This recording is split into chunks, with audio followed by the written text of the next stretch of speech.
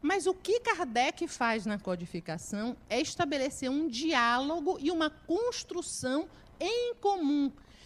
A codificação, o Livro dos Espíritos, ela não é obra da equipe do Espírito de Verdade somente, que chegou Kardec, sentou, os médios sentaram, a equipe do Espírito de Verdade disse, é isso, escreva aí. Não foi. Não é obra de Kardec, que pensou, projetou, elaborou, chamou os médios e disse, é isso. Não. É um projeto continuamente dialogado. Tem um relato interessantíssimo, que um dia Kardec estava escrevendo um daqueles artigos da Revista Espírita, ele sozinho em casa. Está ele escrevendo e começa as batidas na parede. Pá, pá, pá, pá.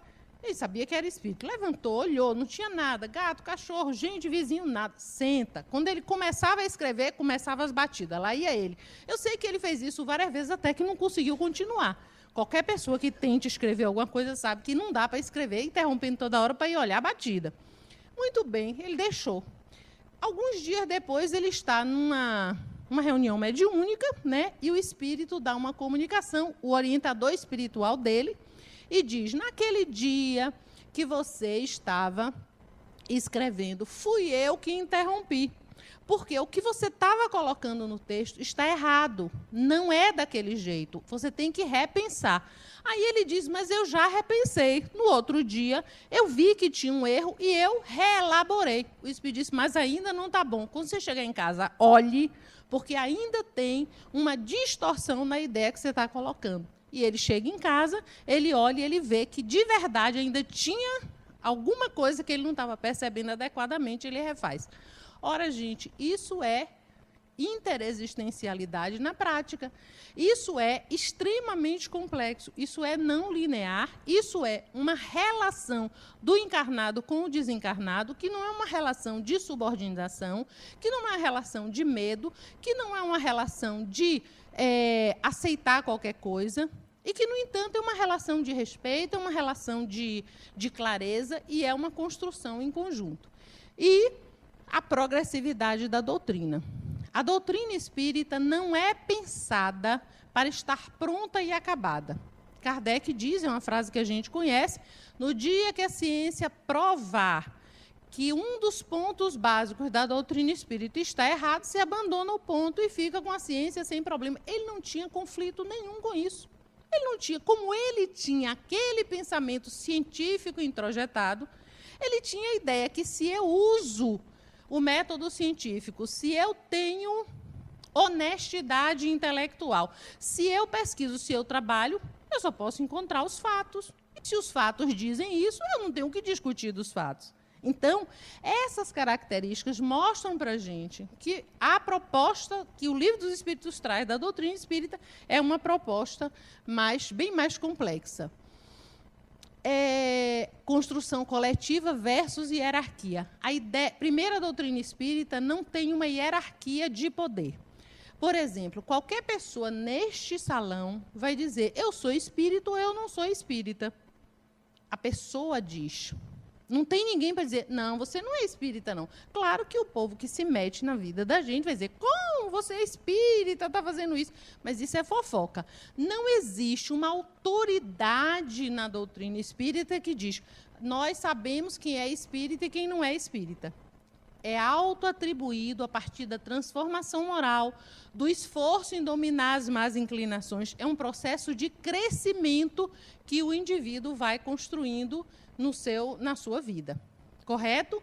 Então, isso quebra toda a referência anterior de vivência religiosa, de vivência espiritual, onde você tinha sempre alguma figura de autoridade. Nádia, mas a gente não tem os espíritos superiores? Tem. Mas a relação com os espíritos superiores não é essa relação de subordinação. É uma relação de aprendizado, é uma relação de escolha. E entre os encarnados, não tem mesmo. A gente está aqui representando a Federação Espírita. A Federação Espírita é composta pelo grupo dos centros que aderem ao projeto federativo, de trabalhar em conjunto, de construir em conjunto.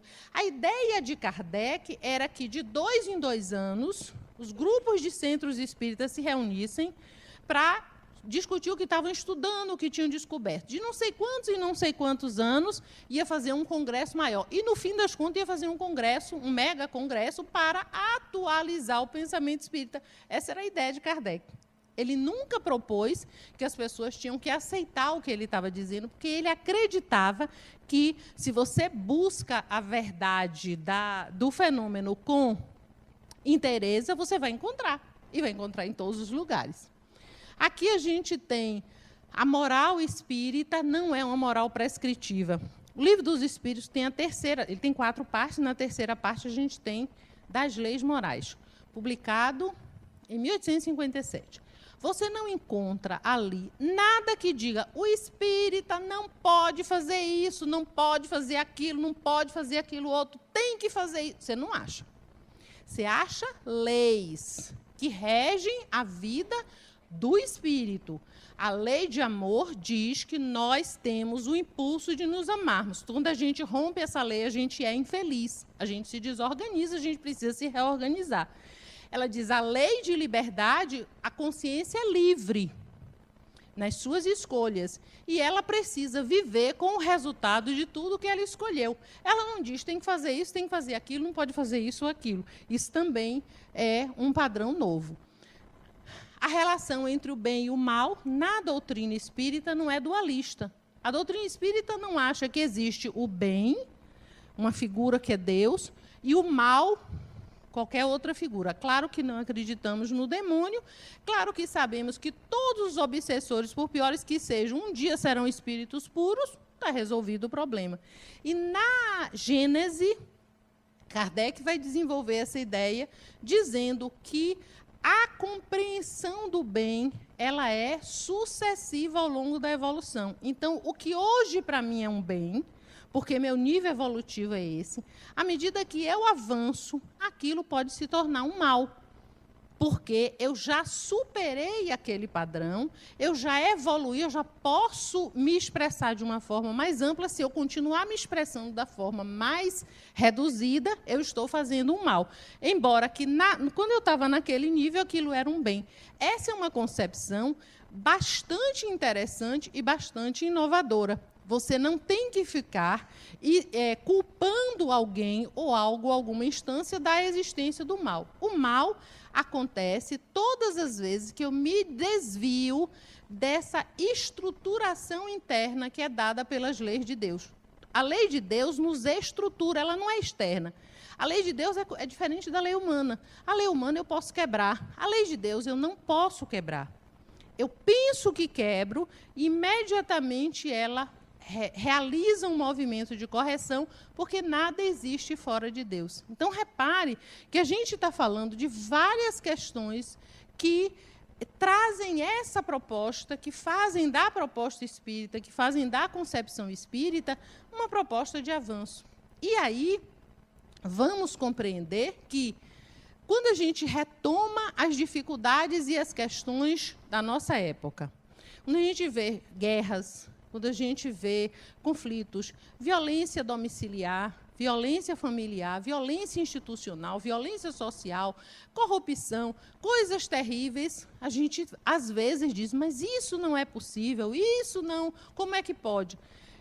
Nós vamos ver que essa proposta ainda está em vigor.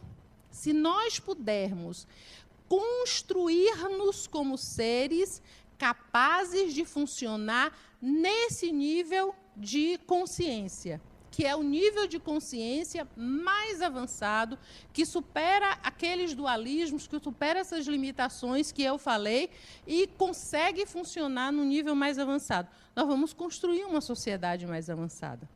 As grandes questões que nós enfrentamos hoje, elas emergem a partir da nossa dificuldade em superar a limitação. Na hora que eu penso que o meu país é melhor do que todos os outros, evidentemente eu vou, primeiro, justificar toda a exploração que eu posso fazer com os outros países, porque o daqui é melhor, e eu vou criar barreiras que vão impedir, ou vão buscar impedir, que haja esse intercâmbio fraterno. O Livro dos Espíritos vai dizer que predomina na humanidade, nesse nível, o egoísmo e o orgulho. E eu assisti uma vez um expositor, nunca me esqueci, ele dizendo, como é que a gente sabe que está predominando o egoísmo e orgulho? Ele diz, onde existe guerra, existe orgulho. Se não existisse orgulho, não haveria guerra, porque a guerra se trata da dominação sobre o outro, que é uma expressão de orgulho pessoal, nacional, coletivo. E onde existe fome, existe egoísmo. Porque se o outro tem fome e eu não tenho, eu preciso dividir com o outro. Então, a gente vive num mundo que funciona em bases que o Livro dos Espíritos buscou superar e mostra que podem ser superadas. Cabe a nós, se desejarmos essa construção a partir desse aprendizado, é trabalharmos nesse sentido de autotransformação. A proposta espírita é uma proposta ousada, porque se trata da transformação da sociedade. Às vezes a gente diz assim, mas o espiritismo é consolador. É o consolador prometido? É. Mas a melhor consolação é você não precisar sofrer. Não é você dizer, oh, coitado, tenha paciência, deixar que um dia passa. Não. Qual é a melhor consolação possível? Acabar o sofrimento. E o sofrimento acaba quando a gente supera esse nível de funcionamento moral, de funcionamento espiritual, onde nós estamos presos a necessidades materiais que não nos definem.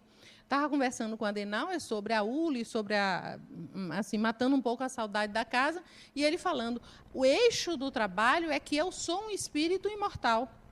Esse é o eixo da proposta espírita.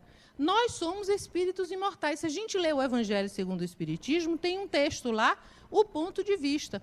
É que muita gente pensa que o Evangelho segundo o Espiritismo é só para a gente abrir quando está obsidiado, quando está infeliz, quando está assustado, abre, faz uma prece e vai embora. É um livro de estudo, porque ele vai trazer as informações do Evangelho de Jesus, todo o conteúdo moral do Evangelho de Jesus, e vai analisar esse conteúdo à luz de todo o conhecimento que a humanidade construiu, obviamente, e também da proposta dos espíritos. Então, o Evangelho ele é uma ferramenta de evolução. Não é só para a gente se consolar. Então, se a gente pudesse apropriar do Livro dos Espíritos, se a gente pudesse apropriar de todo o conhecimento que a doutrina nos traz, a gente pode fazer, sim, um avanço significativo em nossa vida, obviamente através da vivência, porque é uma doutrina integradora, então não é só uma questão de falar, não é uma questão formal, mas podemos, sim, propor uma forma de viver em sociedade que traga felicidade para todos nós, que não deixe os que têm mais assustados com medo de perder, os que têm menos infelizes porque não têm, e, no fim das contas, a gente não tem nenhuma construção de felicidade. Então, esse ano, 160 anos dos Livros dos Espíritos, mais do que nunca, a gente poder compreender a profundidade dessa mensagem, a complexidade dessa mensagem e a possibilidade que essa mensagem tem de fazer transformação em nossa vida, em nossa sociedade e em nosso planeta. É basicamente isso que a gente está fazendo neste ano. Vamos culminar isso com o Congresso Espírita, que vai acontecer no início de novembro, 2, 3 e 4 de novembro.